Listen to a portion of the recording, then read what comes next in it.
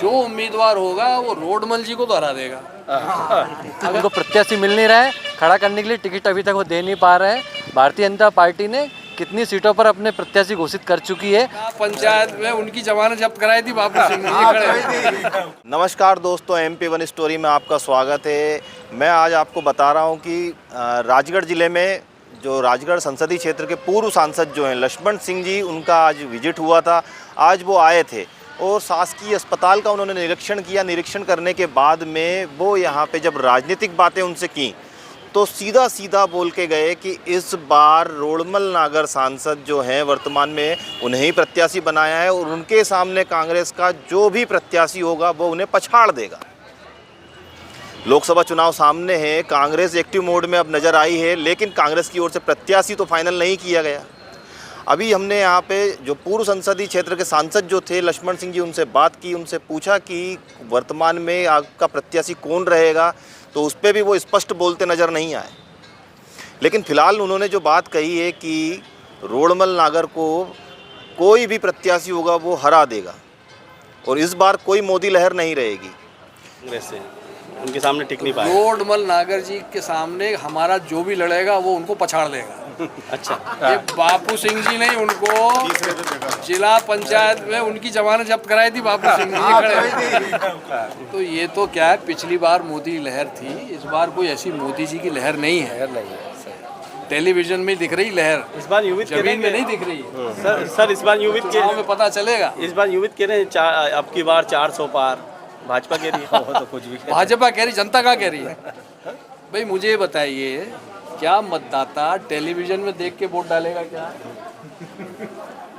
भाई विधानसभा में तो ठीक है, एक वो मुद्दा था, उन्होंने लाडली बहना के खाते में डाल दी, बीच चुनाव में डाल दिए पैसे, जबकि ये चुनाव आयोग को रोकना था, उन्होंने कुछ नहीं किया, तो उसका एक असर हुआ। इस बार लेकिन लोकसभा में वो उनका एक ही मुद्दा है 400 पार। अरे 400 पार कहाँ से 400 पार हो जाएगी?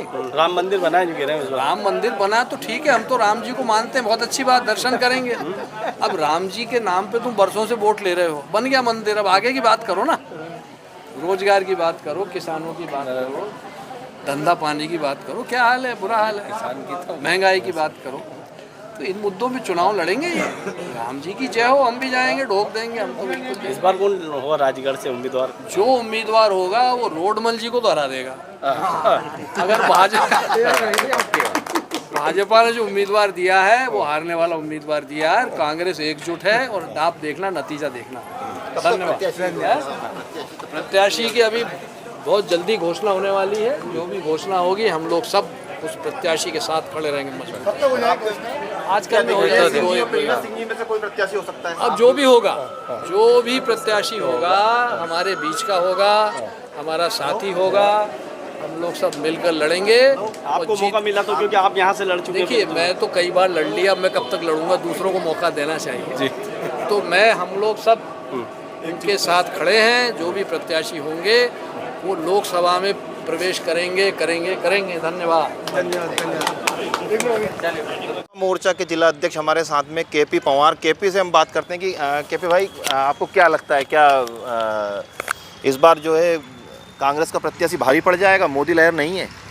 कांग्रेस तो कहीं है नहीं। इस समय जो नारा दिया है भाजपा 370 पार और हमारा गठबंधन 400 पार इस बार करेगा और प्रचंड बहुमत के साथ। जो पिछला रिकॉर्ड था उस रिकॉर्ड को हम ही तोड़ेंगे और प्रचंड बहुमत के साथ माननीय रोडमल नागर जी सांसद बनकर के लोकसभा में जाएंगे और इस राजगढ़ लोकसभा से हैट्रिक लगाएंगे।